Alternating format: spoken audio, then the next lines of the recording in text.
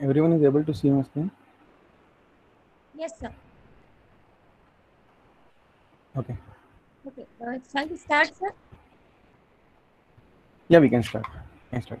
Yes. A very good morning to all of you. On behalf of AG Patil Institute of Technology, I welcome you all on the fourth day of Induction Refresher program on IoT. Today, for the first session, we are having an eminent personality with us to give us deep insights of deep learning and challenges in deep learning models on small IoT devices. We are having Mr. Aniket Rangrej with us today. Before starting the session, I would like to introduce today's speaker. Mr. Rangrej sir is working as a senior data scientist at Walmart Global Technologies. He is graduated in computer science from Walchand Institute of Technology, Solapur. He is MTech in computer science from IIT Madras. His areas of expertise are machine learning and big data. He has industrial experience of around 10 years with various companies. He worked in R&D department for Yahoo and Jio. His work domains are ad serving, computer vision, industrial IoT, recommendation systems, ML platform development. He has published one publication in Biocreative Journal. Sir, we are very glad to have you today. We are very eager to learn from you. So, without wasting much time, I request you to start the session. Thank you, sir. Over to you. Thanks for the introduction and thanks for inviting me and giving me opportunity to share something which I know with everyone.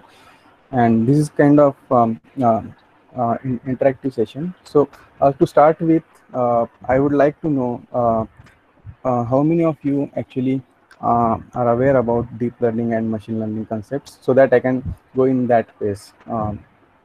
So maybe if I have some approximate count, then it would be great. So you can drop in comment that you have worked on the machine learning and deep learning, then maybe I can get some idea.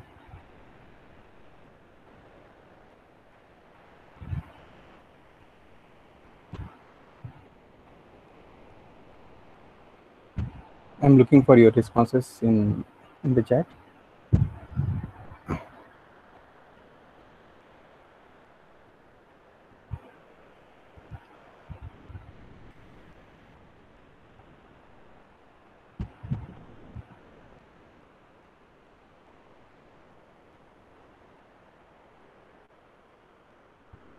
Hello. Yes, sir. Okay. So some people are aware about ML, right? So what I'll do, I'll go with very steady pace for this particular session. Okay. So the objective of today's session is basically we want to uh, uh, basically if we want to deploy certain deep learning models, let's say specific to object detection or anything related to computer vision on small IoT devices, then there are various challenges, right? Because of various reasons. So what are the complexities in basically deploying the deep learning models? So that is our objective. But before going into that area, what we want to actually learn is why there are these difficulties and why it is so complex, especially for the deep learning models. And it is simple and straightforward for normal ML based models. So that's the reason what I'm going to do is I'm going to start with basic concepts of the deep learning. And prior to deep learning, uh, uh, there should be some basic concepts of ML we should know. So that's the reason I'm going ahead with the basic ML concepts as well. Okay.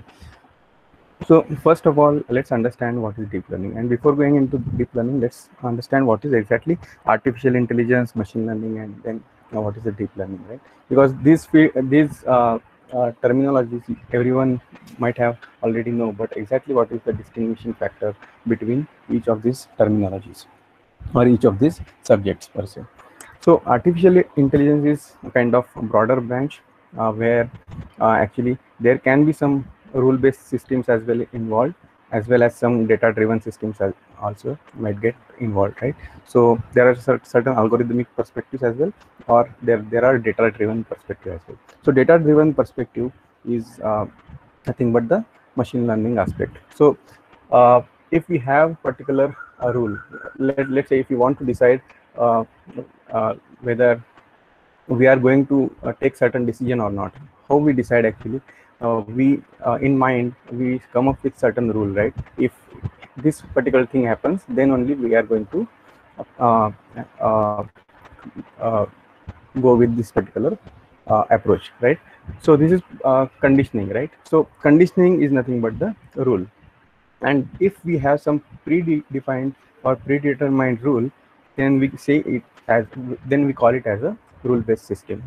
But uh, it might not be necessary that all the predetermined rules might be perfect, or so it might be dependent upon the data as well, right? So if we have certain data, then how to come up with certain rules? So that is the agenda of the machine learning algorithms.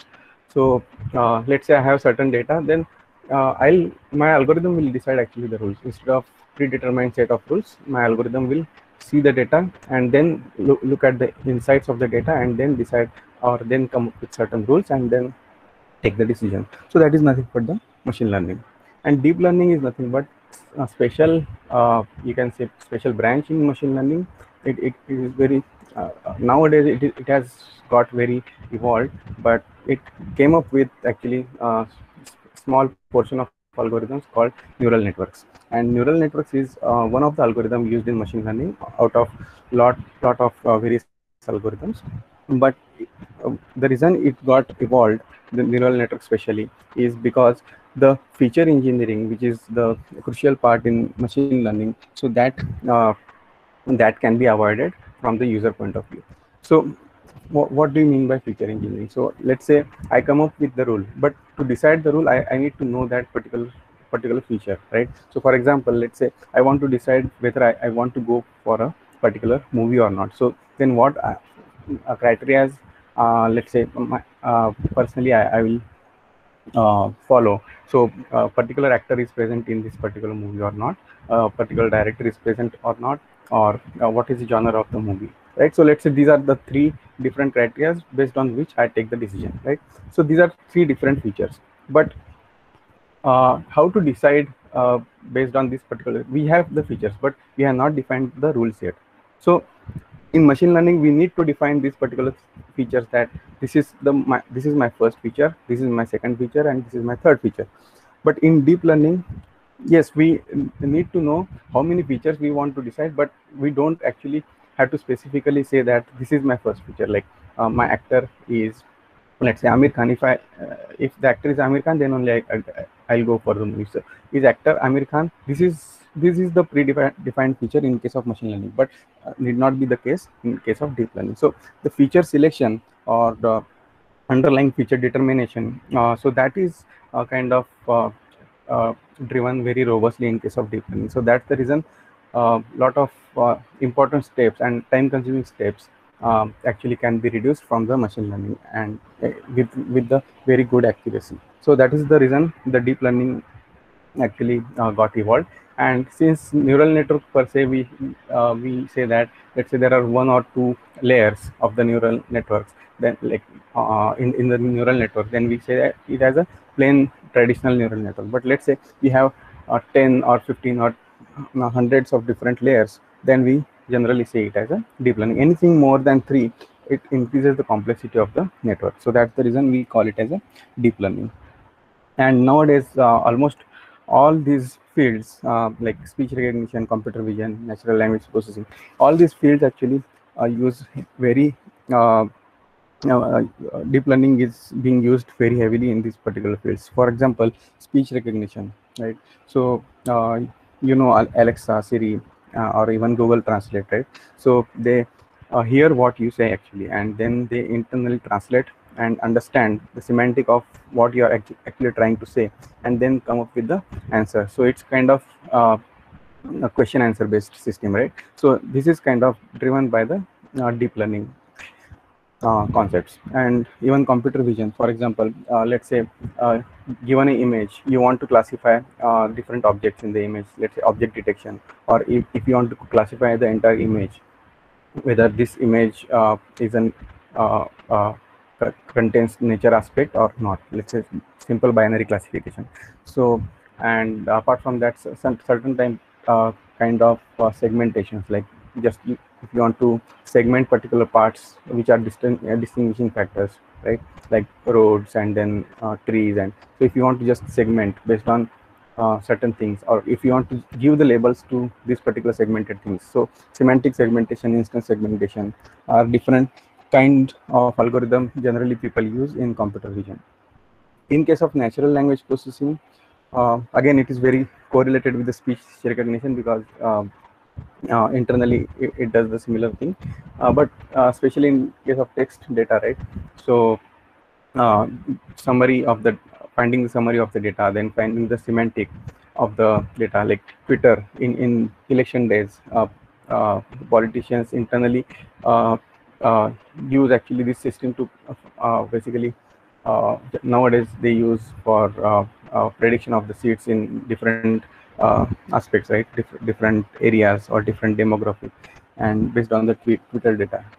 So this is kind of very evolved field actually. So for this particular use case, we are going to focus on entirely on computer vision aspect, because uh, it makes sense to deploy more of the computer vision models on IoT devices, like embedded with the let's say uh, image stream or video stream coming in from the camera, and inferencing on the device itself, rather than sending the data to the cloud and getting the result back. So what we can do actually, we can have the model ready and deploy it on the device itself, let's say on the mobile, or let's say on small Raspberry Pi device, and then inference from there. So we don't need to have internet connectivity. We nothing actually we need.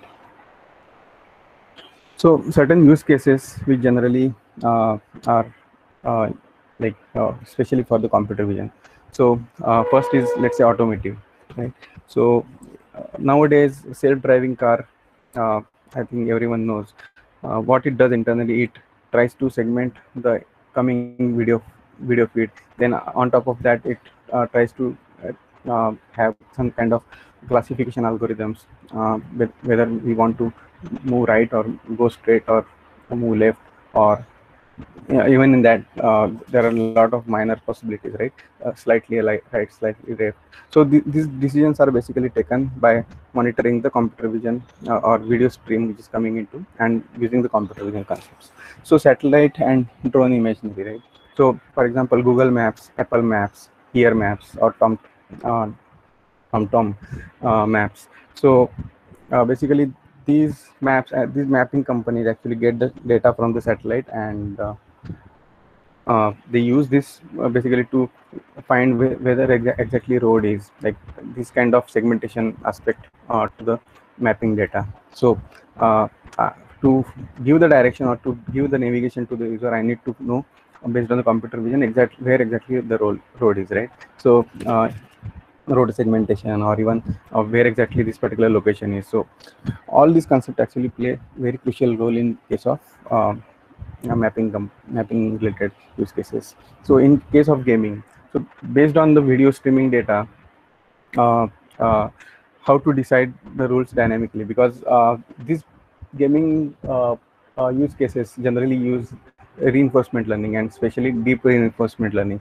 feature extraction to using deep learning, and then reinforcement learning on top of that, basically to decide what decision needs to be taken. So almost every gaming industry is going towards reinforcement learning. So, and in case of retail, like in case of Walmart or Flipkart, so they have their, like, Flipkart doesn't have stores, but let's say if I go to a Walmart store in US, then generally there are a lot of use cases. Like simple use case can be, even you if you go to DMart, then like scanning the barcode, right? And so scanning barcode might not be directly the deep learning aspect, but let's say because there are simple algorithms for that.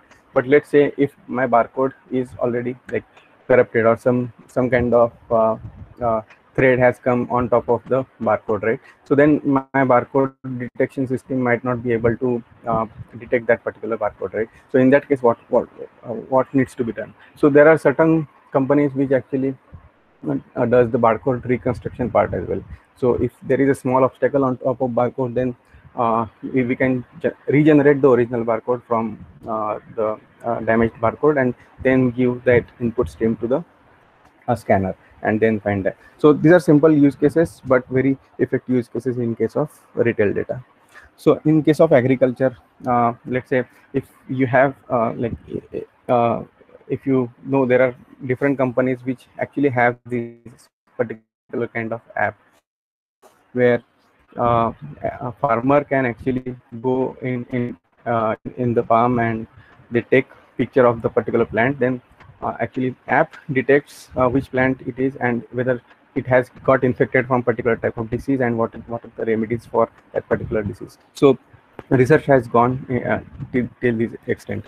So there are a lot of use cases in IoT use cases in case of agriculture data. So in case of media and marketing, so this is very huge field actually, because if you know the targeted ads, like if you go to YouTube, right? So you generally see a lot of personalized ads, like even on different platforms. So what advertisers intent is to basically target particular use case user who actually is interested in my particular ad, right? So it involves other aspects as well apart from computer vision, but computer vision is also heavily depending upon like so vision data is also very important for this particular use case. Medical industry, lot of segmentation aspect, lot of disease prediction aspects, and even MRI scan detecting particular segments from the MRI scan, and those things.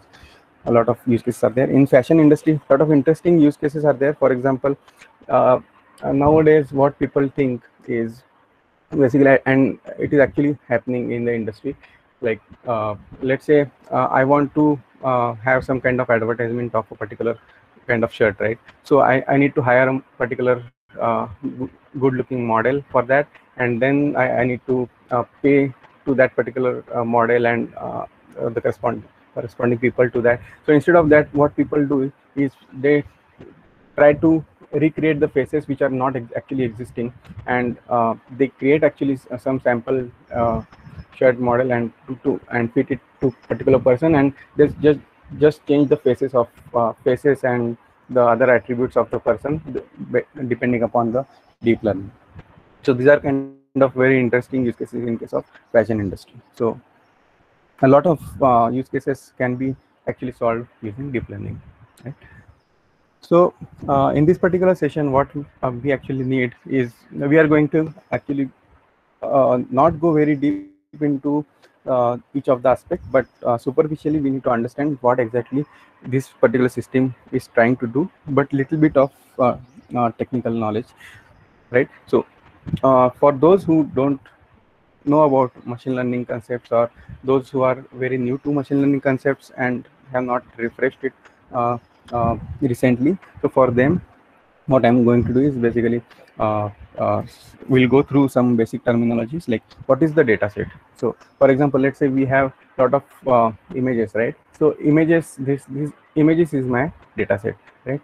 So images can, so this particular data set can be divided into overall two different segments, like one is train and one is test. But inside the train, we need to actually have validation set inside the training. For example, let's say we have 100 images. Out of that 100, let's say we give 80 images put to the training, and 20 images we don't touch in case of training pipeline, right? So out of 80 images, again 60 images for the current iteration we will use 60 images only for training, and remaining 20 images we use for the validation of the particular model which is generated from using this 60 images. Okay, so that's the reason we can actually say it has got divided into three different sets, because we need to at the time of training as well, or inside every iteration, we need to actually validate whether my model is converging toward the optimal objective function or it is diverging from the optimal. So based on that, I need to take the decision. So validation set is very important for that. And so input, what is the input? Input is nothing but the set of feature values which actually we give input, right? For example, as I mentioned the previous example, right? My deciding factor is basically is the actor demon or not, or is the genre of the movie thriller or not, or is the director is Christopher Nolan or not, right? Or even so, these are the binary inputs, but there can be numeric inputs as well, right? So, for example, what is the IMDb rating scale 2021, or what is the critic rating? So, based on this factor, let's say I am deciding whether this person will go to the movie or not, and based on that, I'll recommend this particular movie to that particular person. In case of, let's say, Bookmyshow, right? So so these actually values from the these are actually values are nothing but the input to the algorithm, right? So these value actually vary from data point to data point. So yeah, and output will be, in this particular case, my deciding decision actually. So whether I'll go for the movie or not, that is binary. So this can be treated as a binary classification between yes or no, right? And what is the parameter? Parameters are nothing but the certain weights assigned to these particular arrows, you can say. So for example, so is it okay if I give equal weightage to all of these features? Definitely not, because in general, general people look at IMDb rating and give more priority to IMDb rating or critics rating or genre rather than whether the particular actor is present or not in the movie, right? So more weightage has to be given to certain features, less weightage has to be given to certain features, and certain features can be altogether eliminated as well, right? So because of that, it should be a weighted factor rather than directly giving equal weightage to each of the features. So parameters are nothing but weights assigned to each of the features, you can say in the simplistic language. So now what will happen is, this is my x1, right? And this arrow, let's say it carries certain weight for this particular feature, let's say it w1, right? So now weightage will be w1 into x1. So this entire input will go into my input to the classification, right? So that's how we actually come up with the decision. What is the bias? Bias is nothing but you can say uh, if I don't give any of this feature, right? So x1 to xn, so I don't know any of the feature, so feature value actually. So then what is my decision going to be, whether I'll go for the movie or not? So let's say if someone comes and let's go for the movie, and if you don't ask that person what kind of this particular questions, and if you directly, whether the person can directly go and watch the movie, whether that is highly probable scenario, or whether he'll not watch the movie if the features are not present. So that is nothing but the bias created based on the data, right? So then hypothesis function. So all these factors, right, this w1 into x1 and w2 into x2 and so on and so forth. So all these factors, if you take the weighted sum of it, and so it will be something like summation of 1 to n and w1 wi into xi, right? So this particular complete function, because we are aggregating this, right? So this complete function is nothing but the hypothesis function, and which actually is the output of the algorithm. So now what is the error and what is the loss or loss? So these are kind of interchangeably used in case of training the machine learning model. So error or loss is nothing but, so let's say in the case of training data, one of the data row, one of the row is uh, has certain feature values, and the decision is 1. So that means the person is going for the movie. But in first iteration, obviously this w1, w2, w3 we don't know, right? So we randomly initialize those w's. So and that's where actually actually the hypothesis function might give a wrong answer in case of training, because this is not the actually trained model. We are actually in the process of training. So in internal iterations, it might happen that the algorithm is trying to produce the wrong output, right? So my actual output is, or actual label is 1, but my algorithm is saying it is 0. So in that case, there is a error, right? So now we need to use this particular error and then adjust the parameters, which are W1, W2, W3, because these are the adjusting parameters. Uh, uh, because the weights we cannot decide predefined, right? So we need to adjust these parameters or weights and based on the data which is passed to the algorithms. So these are the basic concepts which we are going to cover. So anyone has any questions till now? Because now, so this is the baseline for the terminologies, and we are going to use these terms frequently in the discussion. Any questions?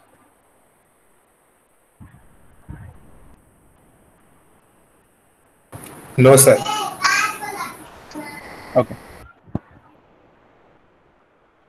So now, whatever I talked about, right, it is nothing but kind of, you can say, as a perceptron rule, very basic algorithm, except this particular part, right? So this is my W0 is nothing but my bias, okay? Because if I shut off these particular features x1 to xn, then what my decision is going to be. Let's say x1 is equal to 0, x2 is equal to 0, and xm is equal to 0. Then internally w1 x1 will also become 0, and all these arrows will become 0, right? So only there will be a bias introduced, right? So and then w1 is parameter corresponding to x1 and so on and so forth, right? So and this is the aggregated function which I already talked about. So now since we have weighted sum, and now we want to actually decide, right? So what my decision is going to be now. So this is the actually decision function, or in case of electronic or electrical circuits, we call it as a step up function, right? So whether if a particular threshold is met by this particular aggregated output, then my decision is, let's say, I'm going for the movie. If it is less than particular threshold, then I'm not going for the movie. So there is nothing like probabilistic thing. Either it's clear, black and white, right? So let's say if my threshold is, I have decided my threshold is 4, then let's say this summation, if it is 5, then only my output will be 1. And if summation is less than 4 or less than or equal to 4, then my output will be 0. And what is the error? Error is nothing but in case of training, let's say my output label is 1, but my function output, activation function output is basically 0. Then I am going to introduce that error, and I am going to back propagate that error just to adjust the W0 to Wm, right? All these parameters. So how many varying parameters are there? There are W0 to Wm if there are m features, right? So there are total m plus 1 varying parameters in this particular simple perceptron rule. Now the question is how to decide this particular function and how to adjust these parameters. This is the next question, right? So let's take a little bit deep dive into how exactly we can represent this particular thing in case of mathematics, right? So this is already we talked about. So if you just want to write this in mathematical function, then my output will be 1 if my summation over wi xi is greater than or equal to theta. So this is the decision factor, right? This is my decision factor, and this is the actually the activation function we actually talked about, right? So if we actually do it from I equal to 0 to n, then bias will also get introduced, right? So if you try to correlate this particular function to simple mathematical equation, that is y is equal to mx plus c, right? This is a linear equation which we studied in the school, right? So what is m? M is the slope, right? And what is c? C is the y-intercept, where exactly the line is intersecting the y-axis. So that is nothing but my bias, right? So in this particular example, the theta will be my y-intercept, and wi will be my slope, or we call it as a gradient in case of uh, machine learning aspects, right? So if you want to rewrite this particular rule, how we'll rewrite that, like wixi minus theta greater than or equal to 0, then my decision will be 1, or it is less than 0, then my decision will be 0. Just rewriting the above phrase just to have it in case of y is equal to mx plus c kind of equation, right? So anything above this particular line is y is equal to 1. Anything below this line is going to be y is equal to 0. Now, exactly how the convergence happens in case of perceptron learning algorithm. So now we know that in case of training data, there are certain positive data points, there are certain negative data points, right? So certain data points represent that person has went for the movie, or certain data points denotes that person didn't go for the movie. So so the label is 1 for positive data points and label 0 for negative data points.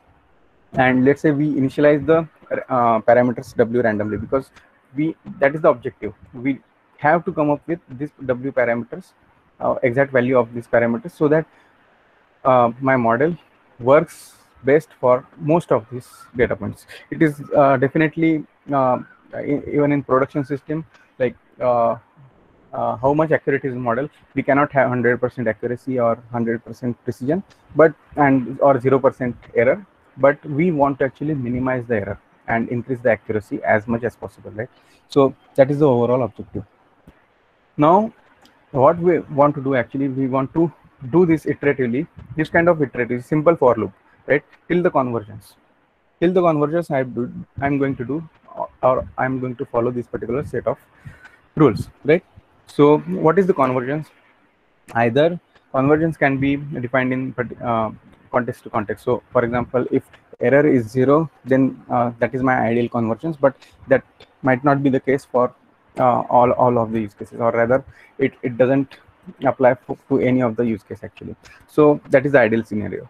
But let's say if most of my data points are getting classified correctly in case of classification, then that might be my converging function. Or let's say if error is less than particular threshold, then that might be my another converging function. So that is up to user, right? Or algorithm writer, programmer, right? So let's say we pick up random data point x out of this positive and negative data points, right? And now let's say if the data point is positive, that means the person actually went for the movie. And now based on this random initialization, let's say I come up with the decision that w into x, if this actually is greater than the threshold, which is also randomly initiated, then what I'm going to do, because this is positive data point and w into x is also greater than or equal to 0, then in that case my output from the hypothesis function and my actual output or actual label, they are matching, right? So no need to adjust the error, because there is 0 error in this particular data point. So now then in that case, now we don't do anything. But what happens if hypothesis function is giving a negative value, or and my actual data point or actual label is a positive label, right? So in that case I'm introducing a particular error.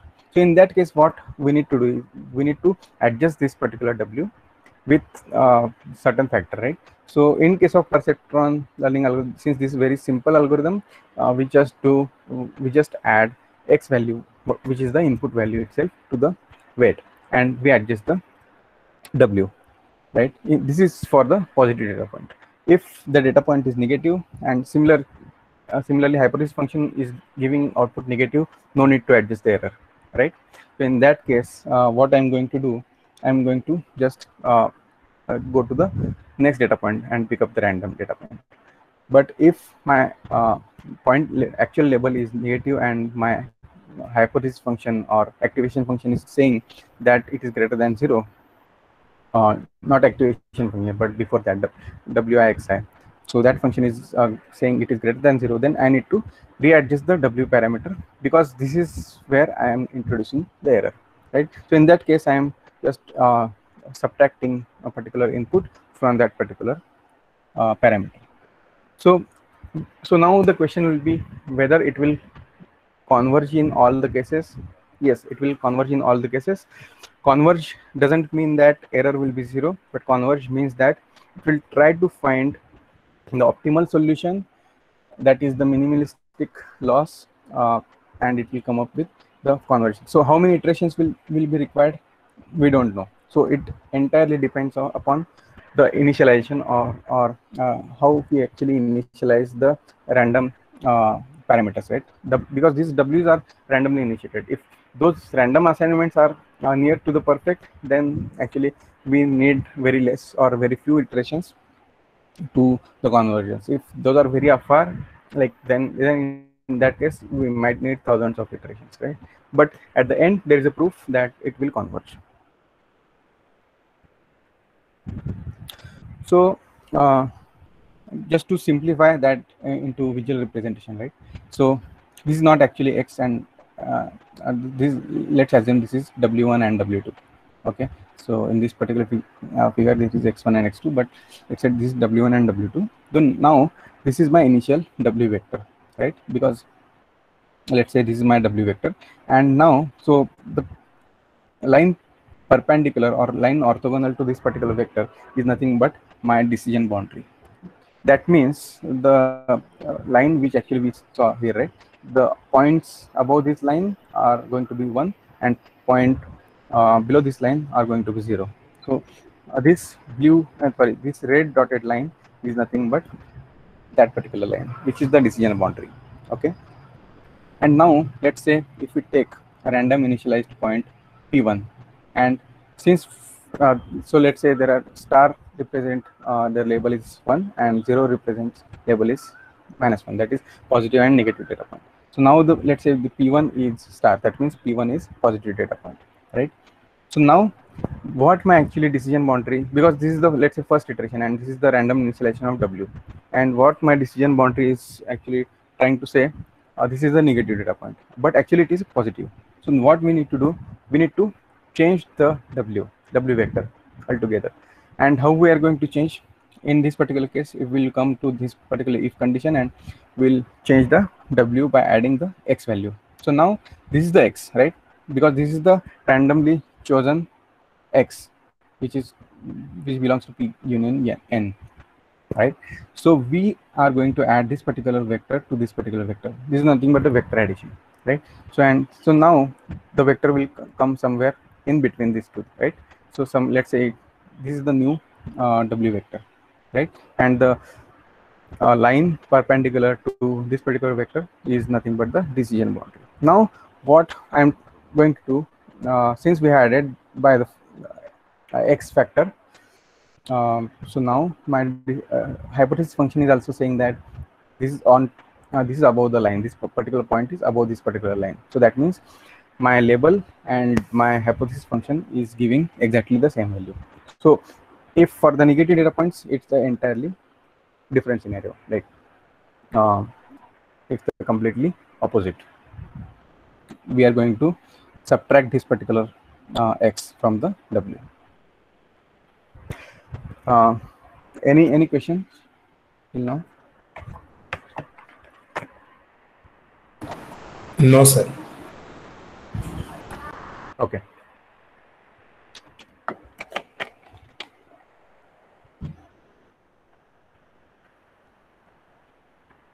So let's look at certain like example by. So this is a demo. Now maybe you can. So just to have a clear understanding how exactly the iteration happens, right? So let's take two different conditions. Okay. So first condition is, let's say, let's have a very simple decision boundary. For that, let's say, so let's say these are the positive data points. Let's have certain negative data points. And visually also you can say that the boundary should be somewhere around here, right? So let's try to train this particular model. So in this particular case, it is converging, right? Irrespective of how you assign the data points, it will converge, right? But so initial random vector was something where something pointing toward here, because the decision boundary was here, perpendicular to that was vector. Now the vector is pointing to this particular direction, and the decision boundary is here, right?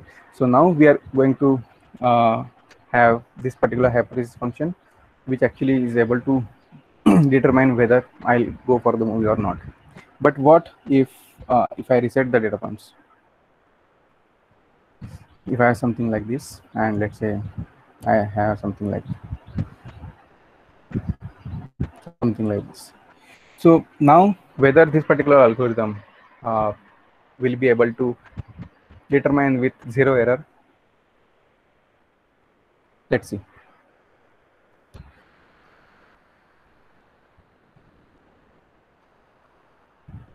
It is not able to, right?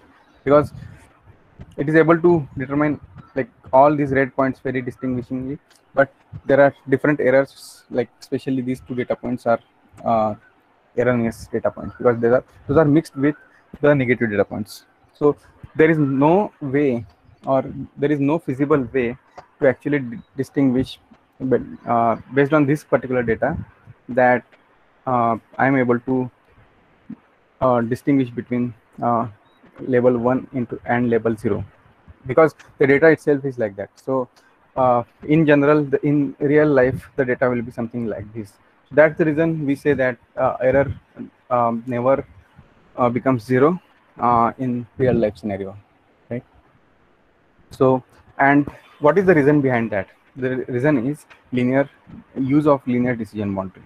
And let's say if we have some kind of non-linearity, right? So for example, if we have some boundary which is something like here, it is coming from here, coming from here, coming from here, and here, something like this. If we have some complex decision boundary, then definitely we'll be able to classify the given all the data points into its corresponding actual labels.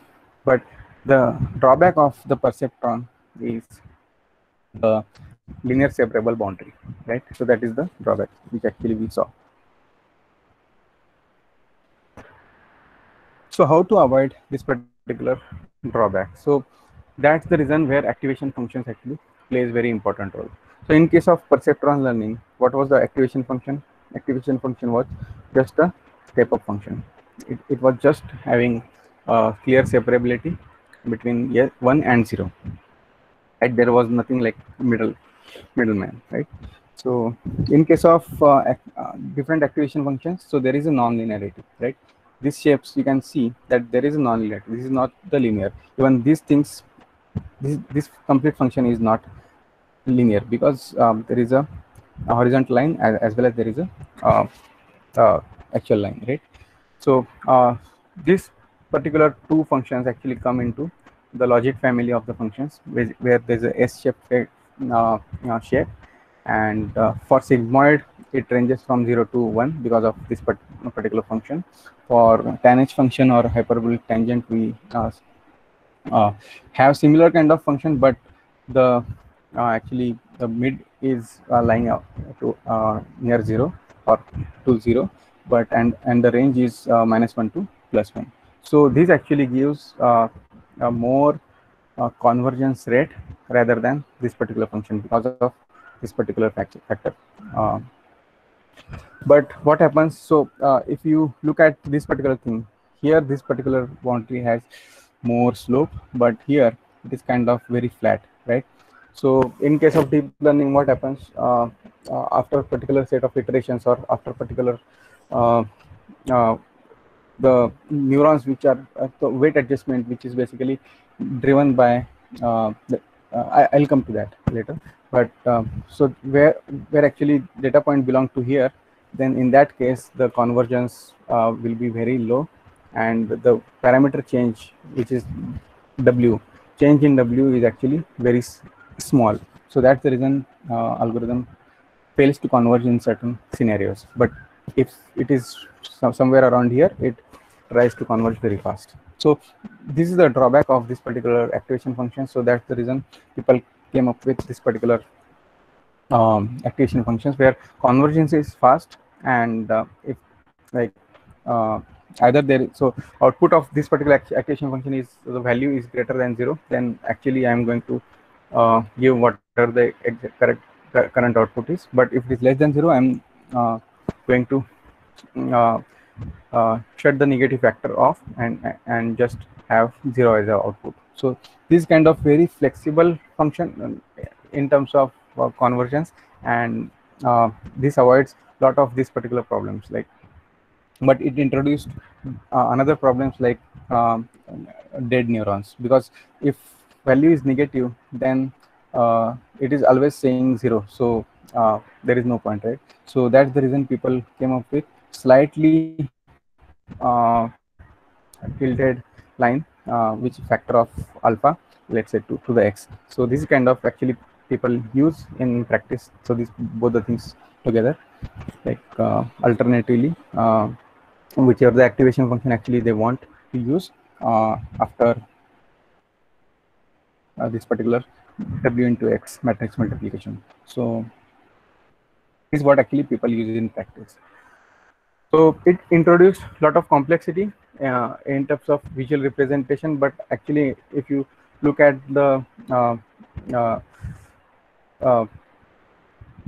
uh, mathematically also it looks complex, but actually if you just put the activation function, and because all these activation functions are differentiable function, because anything you use in case of training uh, the network or training the algorithm, you have to use the differential functions only. So if you come up with your own function, so that function should be a differential function, then only you will be able to use actually this particular functions. So now let's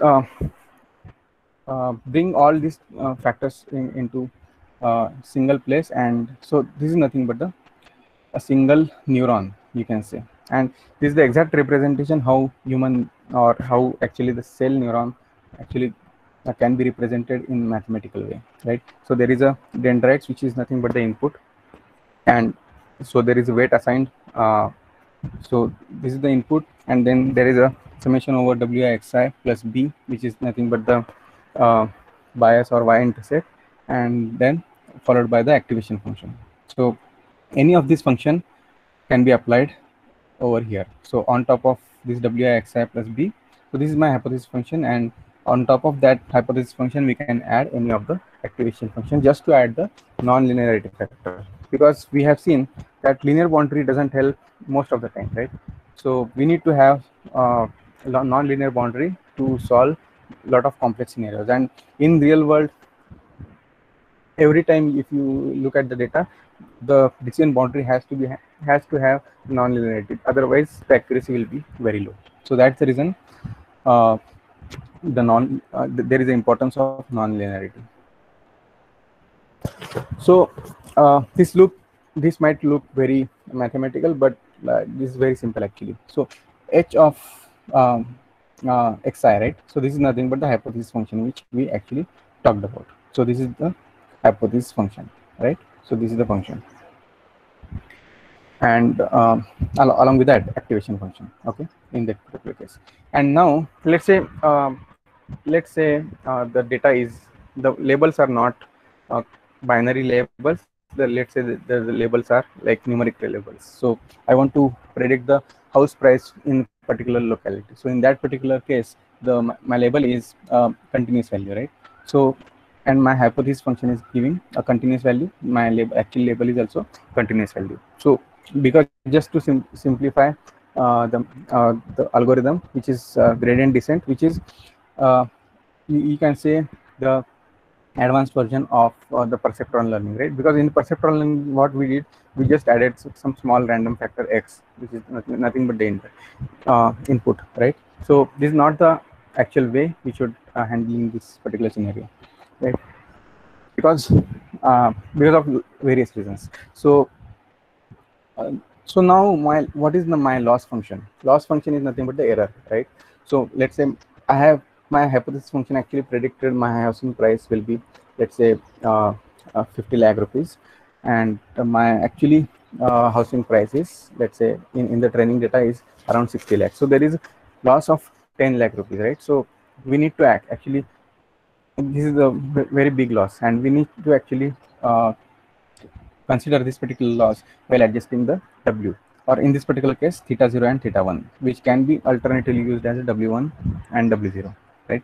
So this is loss function with respect to uh, particular parameters, right? So what we are going to do, if we want to adjust particular parameter, let's say w1, so j is, let's say, 1, so theta 1, if we want to adjust, or w1 we want to adjust, then what we are going to do, we are going to have some standard form for it. And so not like if this particular case, then add, otherwise subtract. So we are going to come up with a standard form where uh, actually we are choosing the value of this particular alpha is nothing but the learning rate. So how fast we actually algorithm want, we want algorithm to learn, that is nothing but the learning rate. And this particular is is the gradient, or the dou by dou theta for the particular loss function. So why we use the differential equation over here? The reason is we want to minimize the loss, right? So this is the loss function, this is the error, right? So this is the entire error or loss function or cost function, right? So we want to minimize this error. So what we use in case of minimization and maximization problem, we use the differential equation to solve this problem. So gradient descent is nothing but the optimization algorithm, which can be used not only for machine learning related algorithm, but any optimization scenario we can tackle with this particular gradient descent algorithm. So that's the reason we use actually this particular loss function, and we want to minimize. So that's the reason we actually use the derivative, or to be precise, partial derivative, because there are different parameters, right? W0, W1, W2, and keeping all the W is constant except current Wi or current theta j. In this particular case, we are going to differentiate only with particular theta j, not by keeping all other W is constant, right? So how exactly this can be represented? So this is nothing but the let's say error surface, or so let's say my current error is somewhere around here. Okay, current parameter is, let's say, current W, or let's say theta is, j is equal to 1, then my theta 1, this is my theta 1, let's say, for simplicity, right? W is nothing but the theta 1, let's say, and my current theta 1 is equal to somewhere around here. So what is my corresponding error? So jw is nothing but the error corresponding to this theta 1, right? So this is my current error. So now how I'm going to adjust this particular w is based on the gradient which is coming, which is nothing but the derivative or partial derivative which came from the loss function. Because so let's say my gradient is positive, let's say this particular entire fraction is positive, then what I'm going to do, I'm going to multiply it with certain small number, let's say 0.1. So entire this thing will be a positive value. Since I'm going to subtract this particular positive value, so my theta 1 will actually get reduced. So that's the reason, if your gradient is positive, because this is positive slope, right? If you look at this particular line, this is a positive slope, and if you have positive slope, then what I'm going to do, I'm going to reduce my w. So that's the reason my w will be, so initial w was here, and now my w will be somewhere around here. So I have taken my w to the left. So that's the reason this fraction plays very crucial role, right? And if this my entire fraction or entire function is giving me negative value, then this negative and negative becomes positive, and in this particular case the gradient will be negative, right? So gradient will be negative, then I am going to add that particular gradient with particular small factor, which is nothing but the learning rate, and we are going to shift the w to the right hand side. So that's the reason we actually have this particular kind of surface. So if you, so you might ask why we came with this particular surface.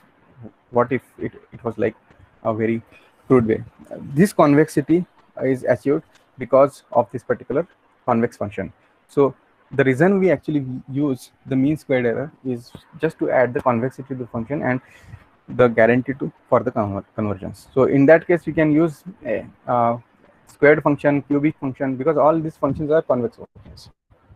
We can use any of the functions, but The only thing we cannot use in this particular objective function is non-convex function. We cannot use because that is not guaranteed to converge, right? So that's the reason we actually come up with this particular thing. And how to take actually the derivative for this particular function? It's very simple, right? Like the square of this was there, so take 2 to right here, and uh, derivative of this particular thing, and derivative of this particular things includes derivative of this particular things as well, because this is a constant, because we are going to have a partial derivative with respect to theta. So if you want to have partial derivative with for this particular term, what is this term? This term is nothing but wi into xi, right? And we are differentiating with respect to I. So that means xi will be my output. So that's the reason we actually multiplied with the xi. So this is my derivative, and if this particular function gives me positive value, then my gradient will be a positive, and then I'm going to reduce my w, and if gradient is negative, then I'm going to increase my w. It's very simple. And how to choose this particular learning rate? This learning rate is not the parameter. This is a hyperparameter. Actually, we cannot tune the parameters, like we cannot learn the hyperparameter. We only learn the parameters. We need to tune the parameters, hyperparameters actually. So this is the hyperparameter which we need to tune, not learn. So before giving this particular algorithm, let's say we start with alpha equal to 0.1, then we saw the error graph and how much time it is taking for the convergence, whether it is converging or not. So those things will be seen, and then if required, this learning rate can be increased or learning rate can be decreased manually. So manually in the sense we can give a particular set of values, let's say 0.001, 0.01, 0.1, so on and so forth, and for each of these particular hyperparameter value we can use the same approach. But what is my learning parameter? Learning parameters is theta 0, theta 1. These are my learning parameters. Any question as of now?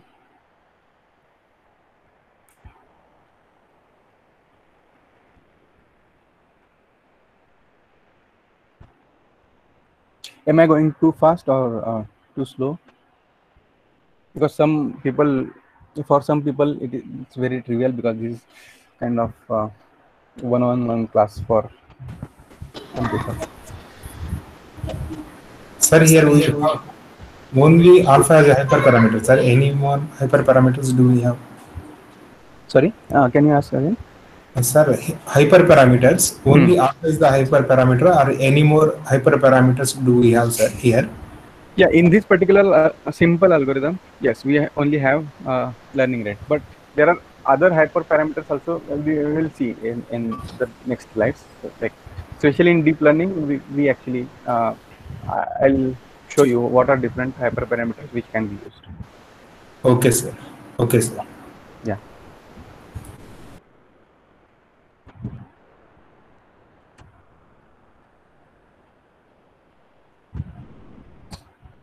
Yeah. Okay. So whatever we actually saw was only particular node. Whatever this entire thing we saw, right? So this was only single node. Now what if we connect all these nodes together? So now my first hidden layer will be this. Let's say this particular node represented by this particular set of function, right? And internally, so this will be W00, W01, W02, W03, so on and so forth. And this will be WN0, NN, WN, N minus 1, WN, M minus 2, something like that, because there might be N by M. So this actually W is nothing but the matrix in this particular case, because there is corresponding to this dimension and this dimension, right? So now my weight will not be a single vector, which earlier used to be. W was a vector which is W0 to Wn, right? So now my W will be a matrix, because I have connected all these nodes together. Now it cannot be just simple vector, it has to be a matrix. So now let's say instead of my simple feature, like whether the actor is this. So now what if I have image as an input, right? So image is again 2-dimensional. 2-dimensional image plus 3 channels like R, G, and B, right? So there are lot of different inputs, right? So let's say image is of size 224 by 224, very small image with 3 different channels. So how many parameters will be there? How many features will be there? Each of the pixel will be a single feature, you can assume. So 224 into 224 into 3. So those many input features will be there. So the length of this particular thing will be, if you have a vector representation of this particular thing, then it will have totally 224 into 224 into 3 number of inputs. So those many inputs, and let's say we have a number of hidden layers. So to answer your question, so how many layers to keep actually, right? So in this particular example, we have kept only 2 layers, but why not 3? Why not 4? So number of layers again can be a hyperparameter along with the learning parameter, right? Sir, sorry, sir. Yeah.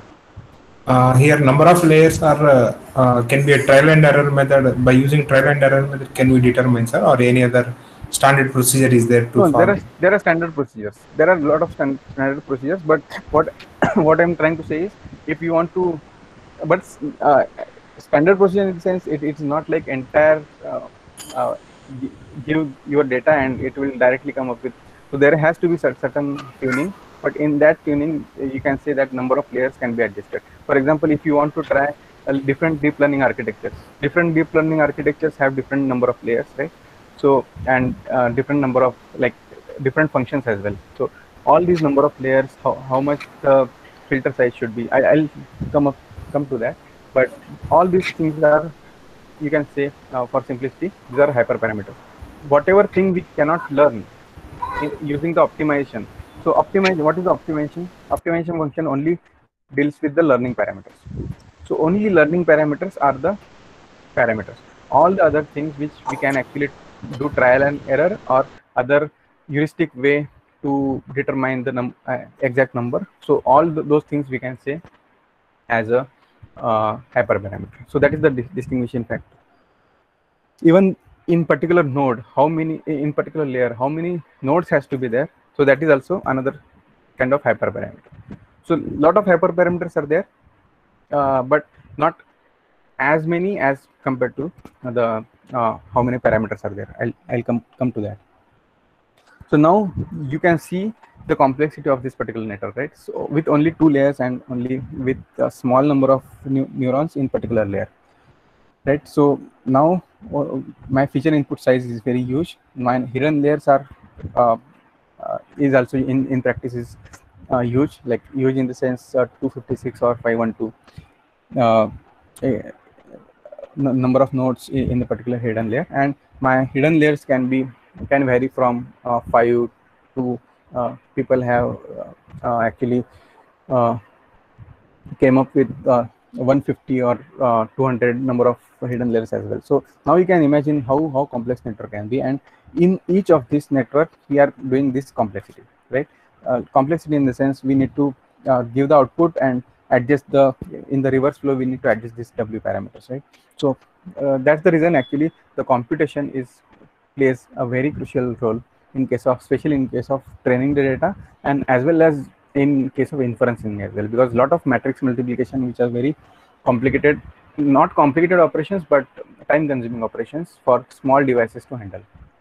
So that's the reason I'm trying to show the complexity in case of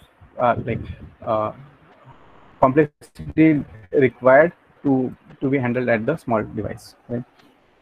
So now this input will be given, output of this particular neuron will be given to each of these subsequent layers. Output of this particular neuron is going to be given to each of the next subsequent layers, right? So now let's look at the convolution function. So how exactly convolution function works? It is nothing but exactly same thing which we actually saw, Wi into xi.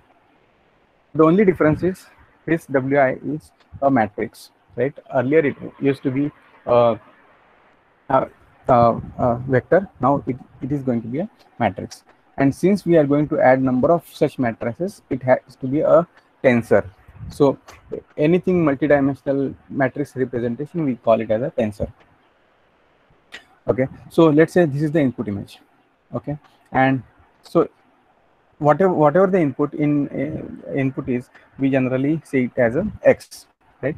That is the standard nomenclature for the input. X is the input, w is the parameter, or theta is the parameter. In this particular case, we had taken w as a parameter, and output is this particular thing. So now what we are going to do is, if you look at the sliding over here, right? So we are going to actually have filter which slides over this particular image. Let's say the filter is of size. What is filter? Filter is any transformation function which actually transforms given input into a particular output. So the filter can be just simple filter can, let's say, if you come with constant values in the particular matrix, then it might be used for edge detection, like vertical edges detection, horizontal edges detection. But in this particular case, what we want to do is, we want to actually determine the values inside each of this particular filter, right? So this cannot be predetermined, as we saw earlier. So what we need to do, the size of the filter is, let's say, 3 by 3. So that's the reason to multiply 3 by 3 with the some portion of the given input. We actually slide over the 3 by 3 filter on top of the original image, and then what we have this wij, right? In this particular case, wij and xij. So now what we have is matrix multiplication with respect of the input with respect to weight, like with weight, right? Wi into xi, just matrix representation. And so let's say this is the first channel which corresponds to red, R, G, and B, right?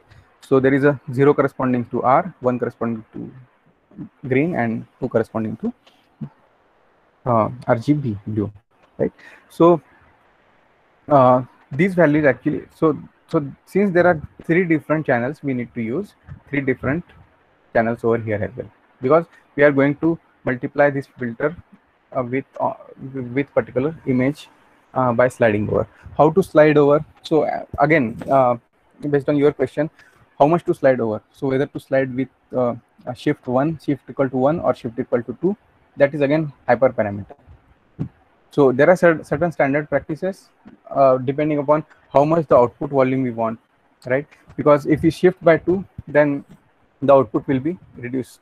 If we shift by 1, the output will be almost equivalent to the original size of image. If we add padding, so for example, original image is just this, and if we add just padding of 1, then the original image size will be increased by increased, right? In this case, 5 by 5 will become 7 by 7, right? Increased by 2 basically. So now in this case, if we have a stride or shift factor of 1, then let's say 3 by 3, this particular thing, then again this, so it will become so striding factor actually determines how much the output volume size should be, right? So, and how many such, so it's in the input we have used 3 different channels, because that is a standard image representation, R, G, and B.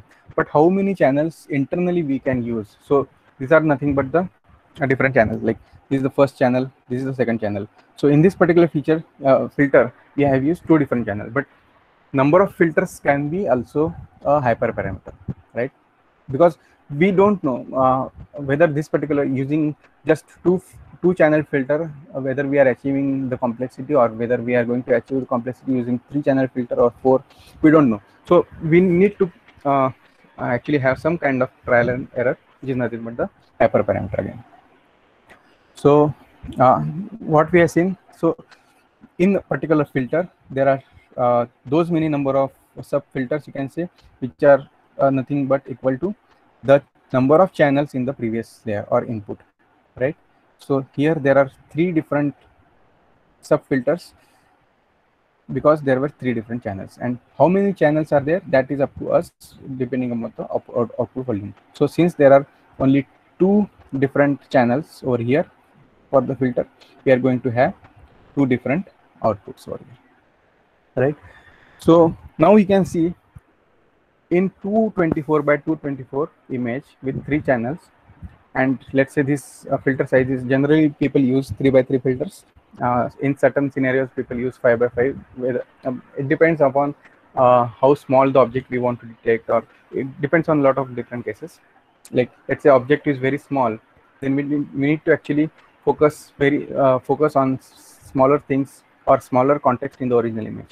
So in that case, it makes sense to use smaller filters, because just to adjust the parameters based on smaller context. If our objects are a little bit fairly larger, then we can use actually little bit larger filter size as well. And larger the filter size, the lesser number of computation, because not competition, but lesser number of output volumes, because the size of filter is also like huge, right?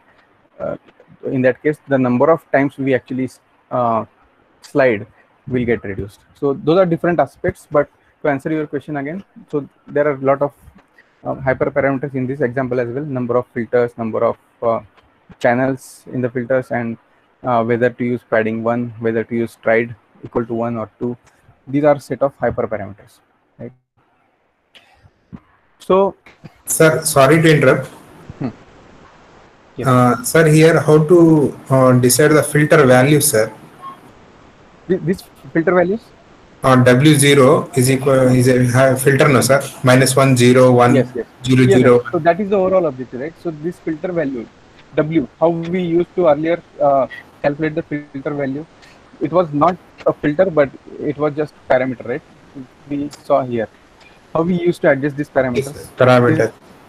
So, right. Similarly, we are also going to use the similar technique to adjust this, because these are the learning parameters. We give some randomized values. After that, tuning, minimizing the error, or doing optimization process. Yes.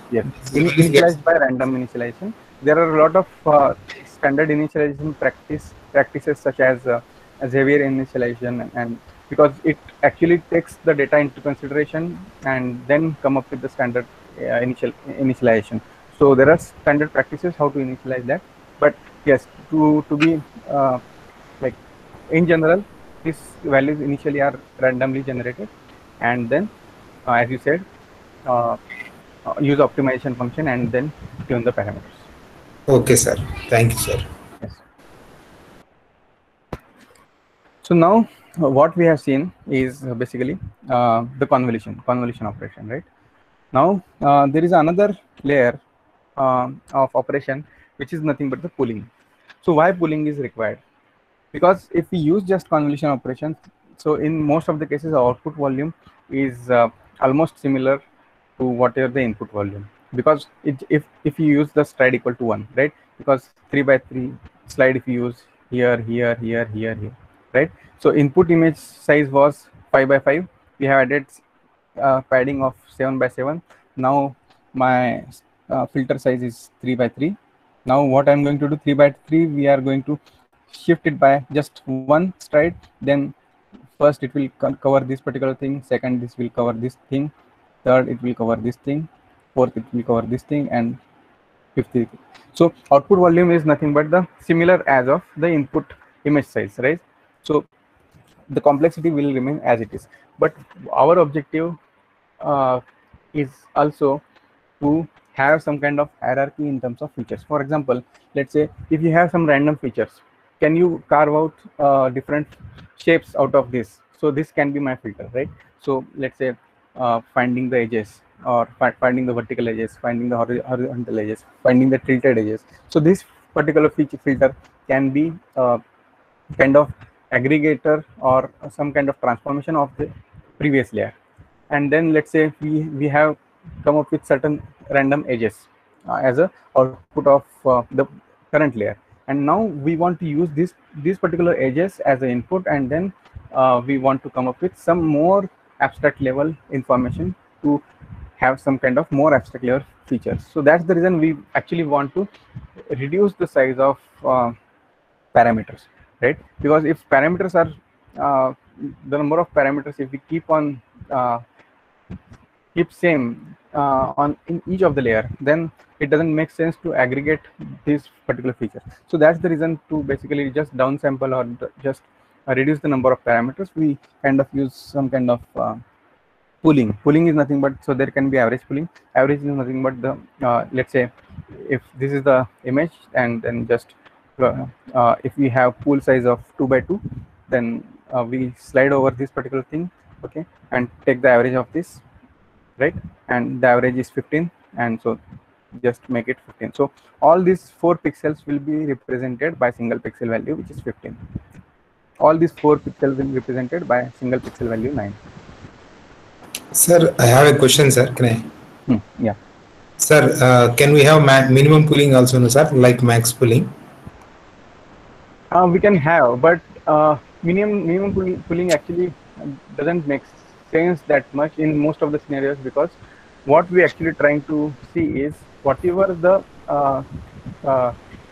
most effective representation of that particular layer. So if you take just 8 value over here, or if it is just 3 value, so it is not the actual representation of it, right? So whatever the maximum effect or maximum, so if you, for example, let's say if you have very fading image, I'm just giving the intuition behind this. If you have just very fading image and object is, let's say, very dark, right? So what you focus on, whether you focus on the fading side or whether you focus on the darker object, you focus on darker object, because that is actually more giving more insight, and it is giving more intensity, right? So that is the actual reason behind using either average pooling or max pooling. But max pooling, what it does actually, it just it kind of having kind of discretization in the sense. So since average pooling actually use all these features, like all these pixel values, and come up with some kind of average. So it is the representation. It is a representative of all these. But in case of max, it is a representative of just single value, right? So that is kind of discretization, and this is kind of using giving importance to everyone, right? So so there are different use cases where you use actually average pooling or max pooling. But people, you can use actually, it's not like you cannot use mean pooling, something like that, but it depends upon the use case, what you are trying to solve. Sir, can we use this minimum pooling use case in any biomedical application, sir? So like you can use. So there is nothing which is avoiding you, or there is nothing you like. Is it useful, sir? Is it useful like this? Because many people are using average and max pooling, so we can also use mean pooling. Is there any advantage of using mean pooling? Some scenarios. Some scenarios. See, I have not encountered any such scenarios in my experience, but it's kind of, yeah. Other than these 3 pooling techniques, do you have any more pooling techniques, sir? Yeah, you can have, like, you can come up with your own thing, right? Let's say if you want to have some kind of weighted pooling, then yeah, again, median pooling also can have, no, sir, median like this also. So. Yeah, but actually it doesn't. So what median you take, like median of everything? So that is will be like something, output will be something similar to average. Yes, sir. Not exactly average, but because you are using it, but you can try it out actually. Okay, people sir. Okay, yeah, you can define your own pooling technique. Even if you want to use weighted pooling, just you need to add the again different set of parameters you can add, just like Wi and multiply with the existing value. But it is similar to convolution, but kind of giving weighted factor as well. But the objective of this is particularly get the most evident information from that particular section, not the least evident information from particular section. So that's the reason people use max or average, not the mean. Yes, sir. Thank you, sir. Yeah, so convolution neural network is nothing but like if you just append these layers, right? Convolution layer, then ReLU was one of the activation layer we actually saw, right? And on top of that, let's say have some kind of downsampling, right? So this is the larger image, then we are actually downsampling this because let's say for example, this is the original section. We are actually downsampling this particular section after pulling layer 2. Basically, we are reducing it by half in case of this 2x2 pull size, and then output of this particular convolution pulling layer is given to the next layer. So this is the first layer, this is the second layer. Let's say there are n different layers, and after that what we actually use is flattening. Why flattening is required? Because at the end, for the classification algorithm to work, we need, let's say if you have some, let's say a support vector machine or logistic regression, we need to have some kind of fixed size input, right? So if we have variable size in images, we cannot have fixed size.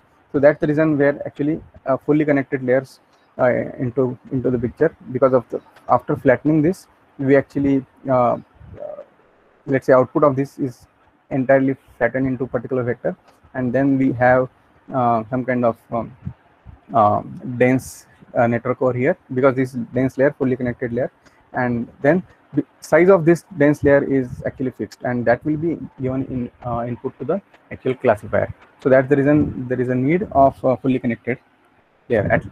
Yeah, generally people use is for that particular things. And just to add the complexity, because this is kind of complete bipartite graph, right? Each of the neuron is connected to each of these. So just to add complexity, or here we have actually shrink down or came up with the higher or abstract level of features in each of this layer. And now what we want to do is actually we want to use those features by using a lot of combinations. So that's the reason, by adding the complexity, we can actually give the output of it to the input layer, input of the classification.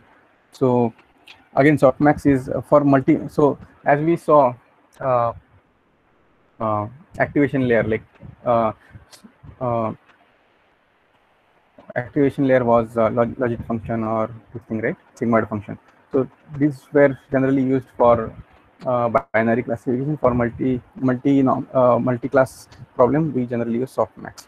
Softmax is nothing but the, you can say, exponentially weighted, exponentially average of a particular thing. So basically, mathematically, it is something like e raised to x divided by sum of e raised to xi.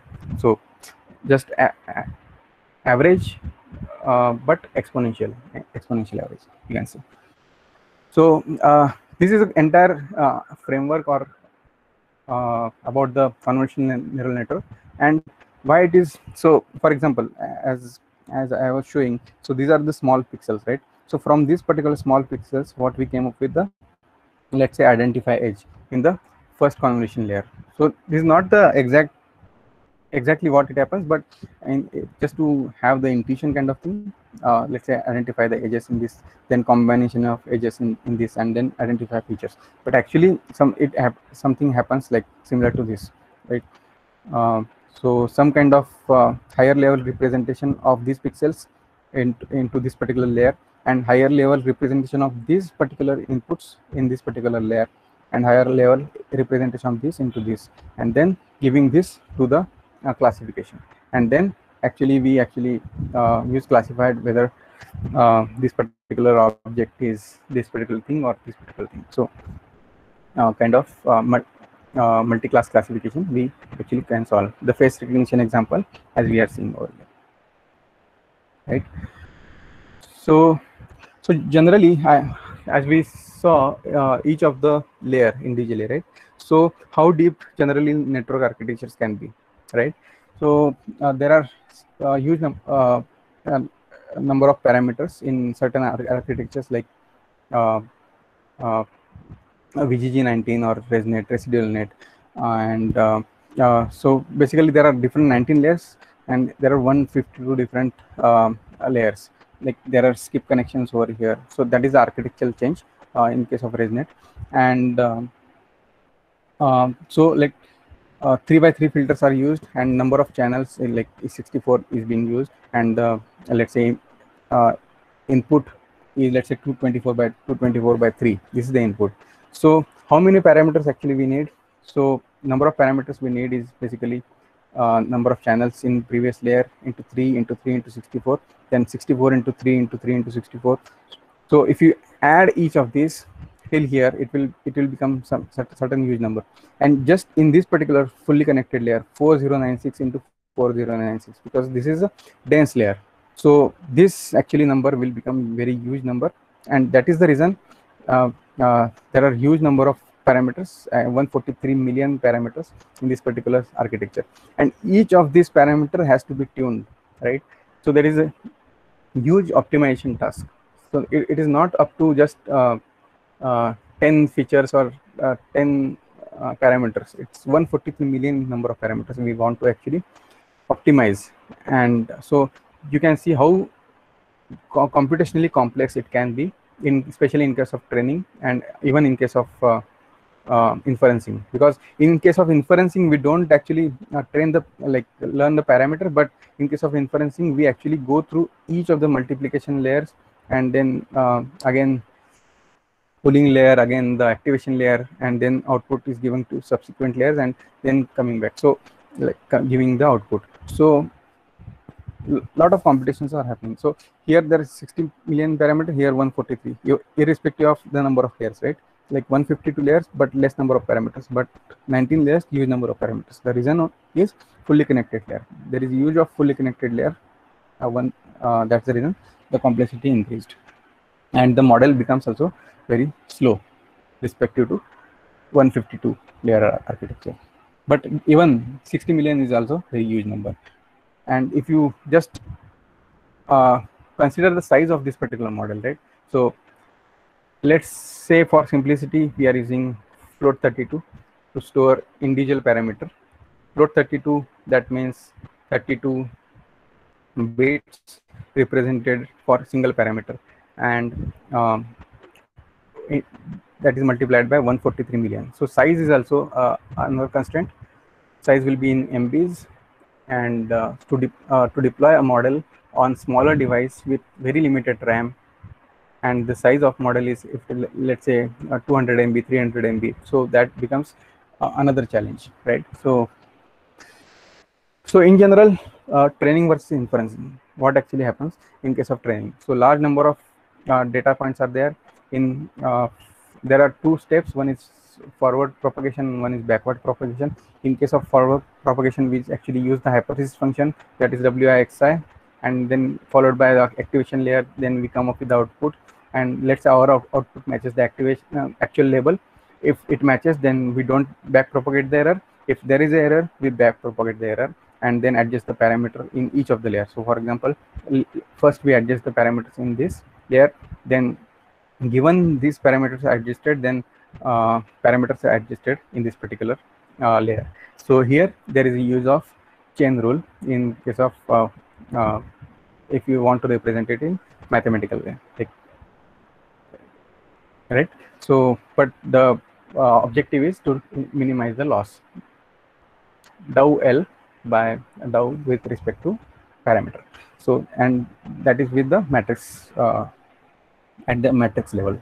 So in case of inferencing, let's say if you deploy a particular camera sensor on top of surveillance feed, and like on top of building, and you want to determine whether a particular person has wear a mask or not in COVID scenario, then in that case you can actually look at the stream, and given a stream of images, and take a single image, then come up with particular output, and then uh, like uh, use this particular trend model, and then come up with the output and detect whether he has used a mask or not. So these kind of applications can be used in this particular problem.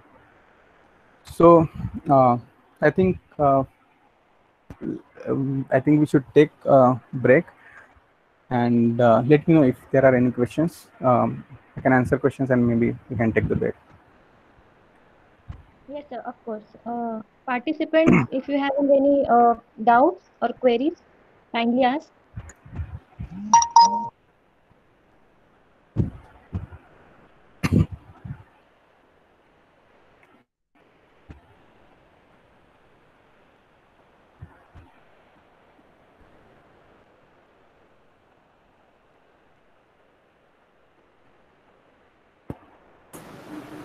No queries, madam.